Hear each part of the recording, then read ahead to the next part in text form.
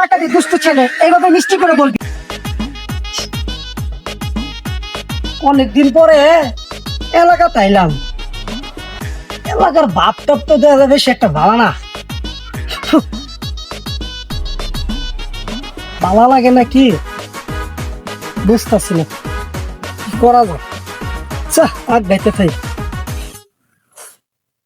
দাদা, আমি কি করি আসলে এটা কেউই জানে না।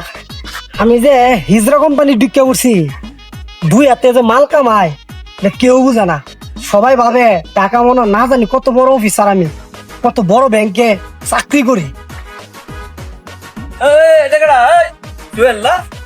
আরে মুশারফ ভাই, বছর আগে দেখলাম তোরে বেটা এলাকার কাম কাজ করছস, মুন্ডা কাম পর্যন্ত করছিস, খেতে কামারে দেখলাম এই সিজনে।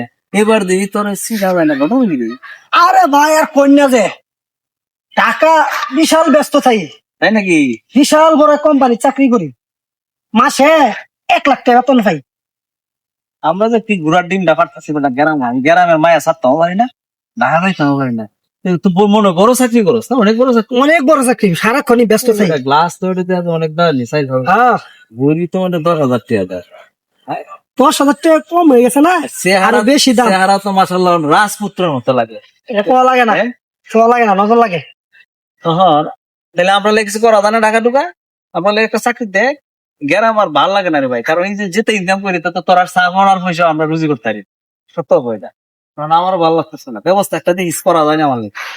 আপনার তো কতই কইছি, আপনি তো আমার কথা শুনছেন না, মানে শেষে তো মনে করুন রাজি হইলাই। এখন দেখি, আগে তো সুযোগ সুবিধা আছেন, এখন আছে কিনা একটা দেখি। আহা, এটা আমি আমার কেডা কল দে।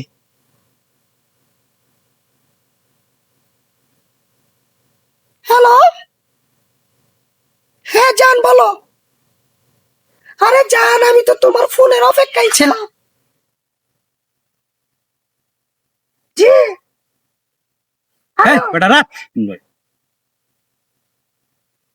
জান, আমার সামনে একজন আত্মীয় আছে, তো পরে কথা বলবো রে তোমার সাথে, তুমি এখন রেখে দাও। ওরে আমার সোনা রে,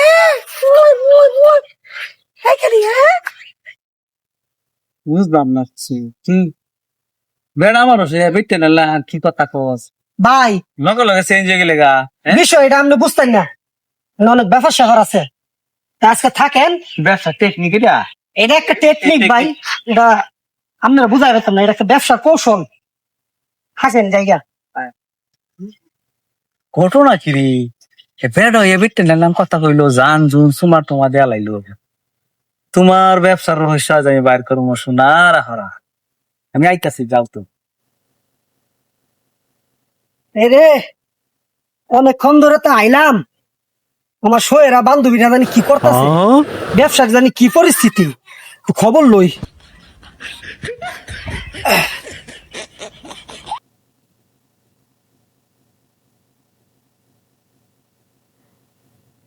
এই কথা বলছিস না কেন ফোন ধরে? তুই কথা বল। সই, আমি যে চলে আসলাম, আজকে তোদের ব্যবসার কি পরিস্থিতি? আমি না থাকলে তোরা হিজড়ারা আসলে কিছুই করতে পারিস না। ব্যবসা মন্দা যাবে কেন? ভালো করে রাস্তাঘাটে লোকজনকে ধরবি, বুঝিস না?